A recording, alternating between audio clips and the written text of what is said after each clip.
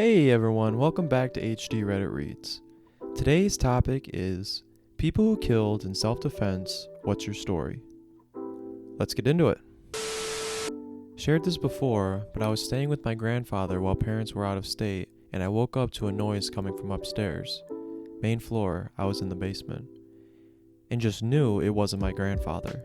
He has hearing damage from Vietnam and I didn't wake him up, but there was a banging around and heavy footsteps. I was in the room with the gun cabinet, so I grabbed a shotgun and went to check it out. When I got to the top of the stairs, I just saw a guy in the living room going through stuff, so I pressed the safety and said he needed to leave. He turned around and saw my unthreatening, scared as shit 14-year-old self and told me just to go back downstairs and mind my business. So I repeated myself. He turned around and started walking towards me with something in his hand, so I fired. At this point, my grandpa is very awake and comes out of his room and just tells me to look away and call the police. Thankfully, due to all the factors of him being a repeat offender, having a weapon, my age, and castle laws, I didn't go any further than the police coming and asking me questions. It messed me up for a while, and I still think about it often, but I got over it and realized that, as unfortunate as it was, I didn't have a whole lot of options at that point. I want to comment on this to get it off my chest, since I don't have opportunities to talk about this with my friends since I'm scared of what they'll think. I was born in Honduras. I live in the US now, and from what I remember, it was a very deserted place. I spent most of my time walking to this girl's house who was around 16 years old. A couple other kids would come to her house since education was hardly accessible. She would teach us our shapes, animals, colors, etc. After class was over, I went home and I heard my aunt scream from the kitchen, "Ayuda, ayuda." And then I remembered my uncle kept a gun hidden covered in rocks beside an old bathtub outside. That's where we bathed. He knew how dangerous it could be in this area, so he prepared me for everything. Went around back and grabbed it as fast as I could. I went in, and there stood a man with a knife threatening my aunt. I didn't really grasp what was happening, but I shot him without any second guesses, like I was taught by my uncle. I honestly still don't believe I did something like that to this day, and I don't know what would have happened to my aunt if I didn't get there sooner. I still don't feel comfortable talking about this to my friends, but I just want to get it off my chest. I was 12, the oldest of 3 brothers. We were home alone while my parents were out on a date night. At maybe 10 p.m., we heard a loud banging at the front door before a man broke the lock with his sheer body weight and momentum. I told my brothers to hide in my room while I went to the parents' room for their shotgun. The whole time this guy is yelling about, "Where are my keys?" And then he starts coming upstairs when he heard me fumbling as I tried to load the shotgun. He flung the door to my parents' room open and I fell back with a gun shaking in my hands. I closed my eyes and pulled the trigger twice. The first one caught him in the legs, and the recoil made the second shot catch his entire torso. The poor man had been drunk and lived a few houses down the way, but I didn't learn that until after. All I could focus on was how he was begging his mother, she wasn't there, not to let him die, and that he was sorry he let her down as he slowly died on the floor just feet away from me. Worked for an armed messenger service, those guys that drop off cash and pick up deposits from banks/businesses in armored trucks.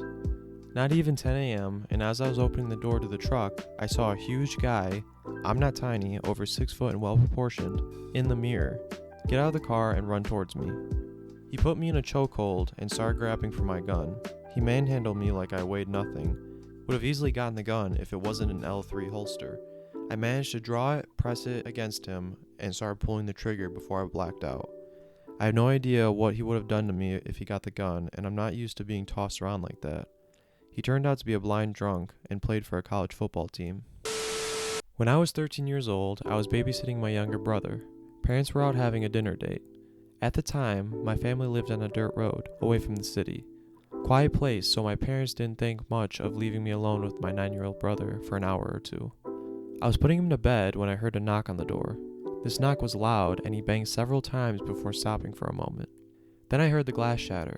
I immediately grabbed my .22 long rifle my parents got for me and hid it in my little brother's room behind his bed with rifle mounted at the door.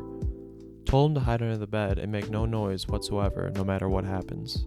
I had forgotten about my cell phone on the kitchen table halfway across the house. I remember thinking to myself to protect my little brother at any cost. I heard a lot of noises coming from inside my house. First in the kitchen, then living room, then my room, then finally the hallway to my little brother's room. As the door opened, I seen an unfamiliar guy. He quickly seen me and rushed me. As there was a good 5 to 10 steps from the door to my brother's bed, I fired all the rounds of my rifle, 5 rounds if anyone was wondering. I just remembered him dropping on the floor with a loud thud, my brother crying, and a lot of blood. I called my parents, after which they called the police. After talking with my parents, they told me the police said the guy was our next door neighbor and a registered sex offender. Most likely was staking out the house, and he noticed we were home, but our parents weren't. Honestly, it hasn't affected me as an adult. I did what had to be done, and I don't regret anything. Needless to say, any future dinner dates my parents had back then, they brought us along, which was nice. I've shared this before. Not sure if it was accidental, but while in college in my first apartment, I came home from work at 3 a.m. Some dude was in the hallway outside my door, and I had a bad feeling about it. I paused and went to get the mail, hoping he would leave. Nope, I came back and he was waiting at my door. I asked him what was up, and he said he was looking for John. My name is not John, and I lived alone. I asked him to move and let me in my door. He told me to F off and get John. I slid between him and the door, opened it, and he pushed his way in. I pushed him out. He took a swing at me. I swung back, hitting him in the eye, which caused him to fall back and hit his head. Out cold. Forever. Apparently John was the guy who lived in the apartment before me. The dead guy spent 5 years in jail because of John ratting him out for drugs. Dead guy came back to get some revenge. Got dead instead. My wife and I were awakened in the middle of the night by someone banging on our sliding glass door on the porch. I turned on the outdoor lights and saw a shirtless man pacing back and forth, smacking the glass with his palms hard. As soon as he saw me in the light, he went berserk, smashing against the door even harder, trying to open the door or lift it off the tracks to get in. I shouted to him to calm down, calm down, calm down. By the way, shouting for someone to calm down never works. He looked like someone you'd see in one of those exotic drug freakouts on YouTube. Unresponsive, zombie-like. All I could imagine was him coming in to smash us to bits. He seemed super strong, and didn't know how long the glass would withstand his blows. My wife was on the phone with the cops while I was trying to mellow him. He eventually gave up on the door and smashed his way out through the screen porch. I thought it was over, but I heard my wife shout, "He's coming around the side." I heard banging on the glass of our bedroom window. He was smacking hard against it until I heard a crash and the glass was shattered.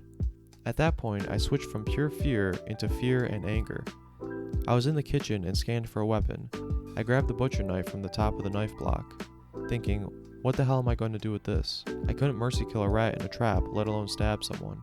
Maybe I'll just poke at him to scare him off. I ran into the bedroom. He had smashed another window and I could hear him trying to crawl through the blinds.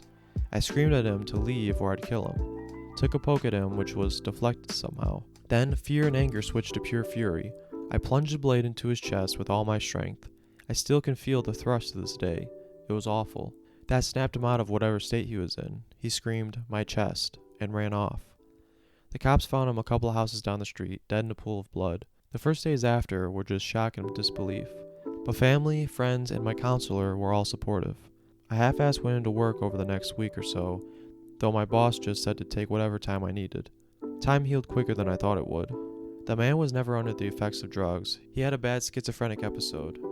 He had fought with someone in a nearby group home, was locked in his room, then escaped through his window, before the caregiver discovered the escape. He had tried to get into 2 other houses in the neighborhood before coming to mine. I wish I knew more about him, and hope he is at peace. I think about him every day. I felt like I was spared and given another chance. I appreciate life's little gifts more now. It somehow made me a better person. At least I hope. I hope he's better now too. I was back in my home country during the Civil War. Some people started going to random villages and draft males and use them as soldiers. They eventually came to my house and took me, a 12-year-old, and my brother, a 10-year-old. It was a few hours' drive until we eventually reached a checkpoint where we were stationed. Them being animals, one of my commanders took me and my brother to an abandoned building close to that checkpoint and then took off his gear and was trying to rape my brother. I was scared, and in a panic, I grabbed a decent-sized rock and hit him in the back of the head before he could do anything to my brother. He fell, and I got on top of him and smashed his face over and over and over with the rock until it was caved in. Me and my brother then ran from the abandoned spot through some mountains and kept running until we reached a city nearby. We went to a nearby mosque, washed the blood off of us, and told the sheikh in that area to help us and that we were from the said village. To our luck, he was a decent human being and returned us back to our village. A few years later, we moved to the US. My brother killed himself 2 years ago, and I am still in school. Neither me or my brother told anyone about what happened in that spot. All they know is that we escaped. Thank you for listening, everyone. If you enjoyed the content, please consider subscribing. It'll be greatly appreciated. And if you want to visit the original thread, I'll link it in the description. But yeah, that's it. I'll see you guys in the next one.